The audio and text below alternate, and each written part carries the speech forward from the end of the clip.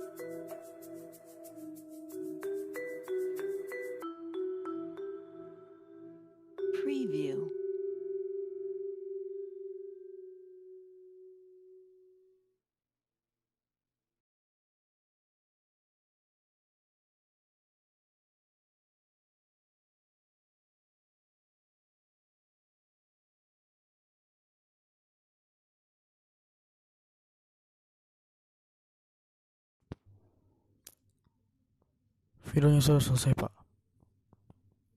Nanti akan saya kirim soft copy-nya kepada Bapak. Boleh.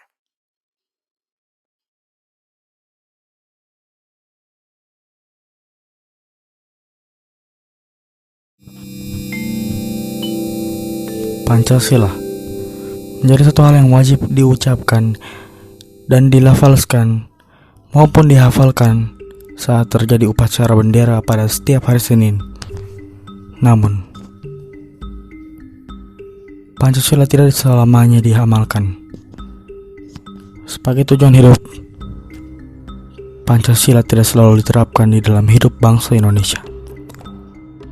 Pancasila sebagai dasar negara bangsa Indonesia hingga sekarang telah mengalami perjalanan waktu yang tidak sebentar. Dalam rentang waktu tersebut, banyak hal atau peristiwa yang terjadi menemani perjalanan Pancasila tentang dasar negara supaya ke depan kita tetap seperti semboyan kita, yaitu Bhinneka Tunggal Ika. Kemudian Pancasila sebagai dasar filsafat serta ideologi bangsa dan negara Indonesia bukan terbentuk secara mendadak serta bukan hanya diciptakan oleh seseorang sebagaimana yang terjadi pada ideologi-ideologi lain di dunia, namun terbentuknya Pancasila melalui proses yang cukup panjang dalam sejarah bangsa Indonesia. Apakah itu benar? Apakah Pancasila adalah bangsa Indonesia? Pancasila sejatinya berasal dari bahasa Sanskerta yang telah dikenal sejak zaman Majapahit pada abad ke-14, yaitu terdapat dalam buku Negara Kartagama karangan Prapanca dan buku Sutasoma karangan Tantular. Dalam buku Sutasoma, istilah Pancasila di samping mempunyai arti berbatu sendi yang kelima, Pancasila secara etimologis berasal dari bahasa Sanskerta yang terdiri dari kata panca dan sila. Panca artinya 5 dan sila artinya asas atau dasar.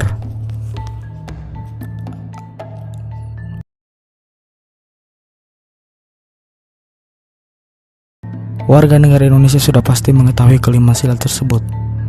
Namun, ada beberapa contoh kasus pelanggaran Pancasila sesuai silanya masing-masing. Sila pertama, ketuhanan yang Maha Esa. Kita beralih ke informasi selanjutnya. Ratusan orang mengamuk di Tanjung Balai, Sumatera Utara. Ya, sebuah rumah ibadah dan 5 mobil yang terparkir di halamannya hangus terbakar dalam amuk massa. Kerusuhan massal yang terjadi di Tanjung Balai, Sumatera Utara mulai berlangsung Jumat malam dan ratusan orang mengamuk menyerang sebuah rumah ibadah serta mobil yang terparkir di pekarangan. Petugas Polres Tanjung Balai bersama Satuan Brimob serta TNI Angkatan Laut langsung diturunkan untuk mengamankan situasi. Meski massa berhasil dibubarkan, namun suasana kota Tanjung Balai masih mencekam.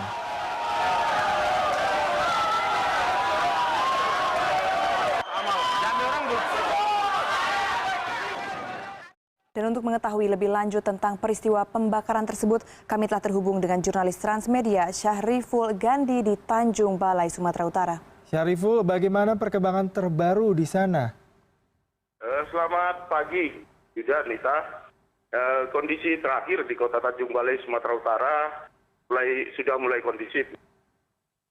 Namun petugas keamanan. Sila kedua, kemanusiaan yang adil dan beradab.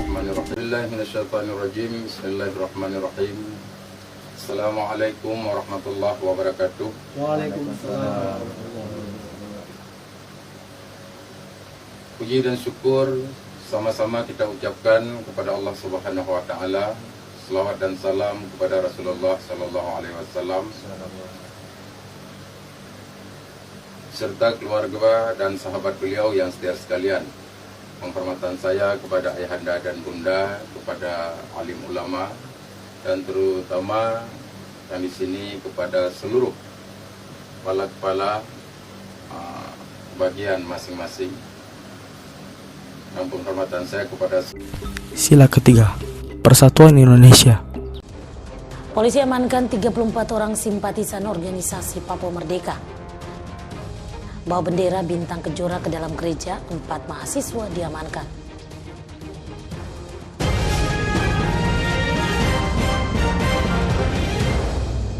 Selamat siang pemirsa, senang sekali kami hadir kembali dalam iNews Papua edisi hari ini. Selain kedua informasi tadi, beragam berita dan informasi menarik lainnya telah kami siapkan dari ruang redaksi. Lalu ada sila keempat. Kerakyatan yang dipimpin oleh hikmat dan kebijaksanaan dalam permusyawaratan perwakilan.